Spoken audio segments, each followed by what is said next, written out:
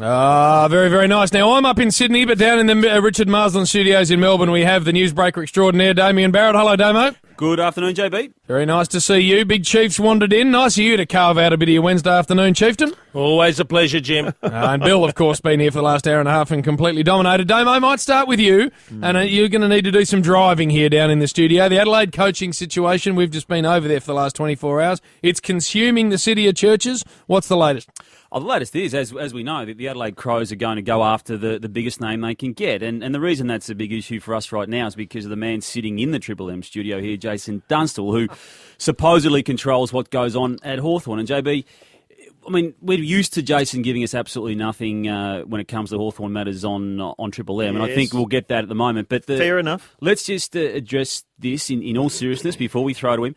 Jason, you do have a coach who is out of contract and who you refuse to lock into he's not out of beyond contract this year. yet, Damon. No, well, he's out of contract for next year, which is when the Adelaide Crows are going to be interested in him. So I think you have created this situation whereby he is a chance. Now, the Adelaide Crows are going to go after an experienced I've created that situation. Well, you are in charge of the football department. Come on, Damo, let's be honest. You use the word supposedly, and supposedly is the right word. It's a group process, as every club is. And we're exactly the same as the Western Bulldogs, as Melbourne, as Carlton. No, you're not. You are a team at the moment who is a live premiership chance. I thought I was mid-sentence. Damo. The Bulldogs aren't a chance. Let him finish. We're like a lot of other clubs that have decisions to be made on their coaches that will be made in due process.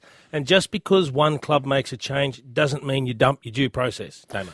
I think it does. Because I know it appeals to you and it makes for some racy talk, but I can assure you things are progressing as normal and as scheduled at Hawthorn. What are you hearing, Damo? Well, what I'm hearing, Bill, is that the Crows will approach Alistair Clarkson in a pretty big way pretty quickly. Well, they're silly not to. They're not going to muck around with this.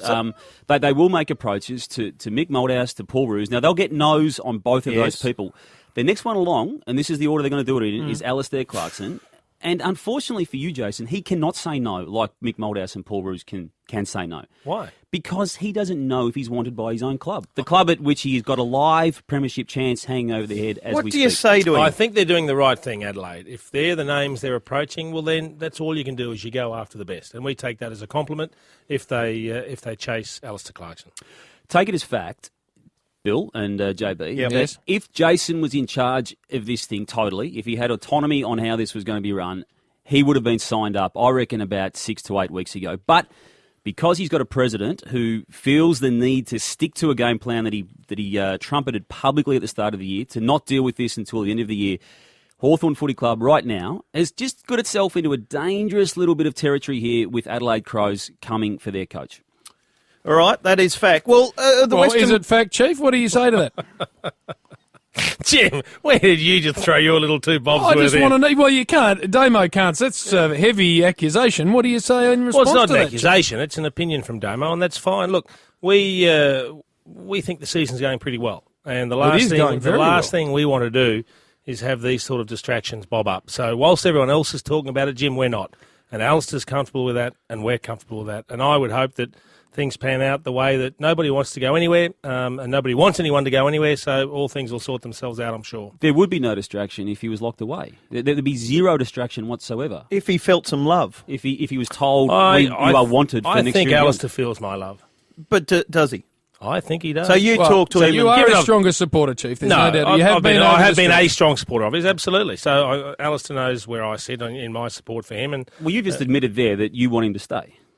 No, I haven't. I said if he feels your love. He feels your love. To me, he's felt my love. He's felt my love from the day he walked in the door.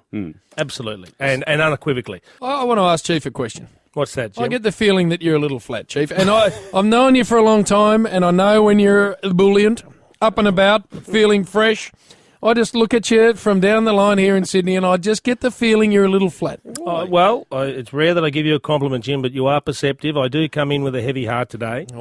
Because a very dear and close personal friend of mine has had to go back in to have some more work done today. Oh, who? The brown Volvo. Oh, no. It's not travelling well. What's the matter with Billy? He's hurting, let me tell you.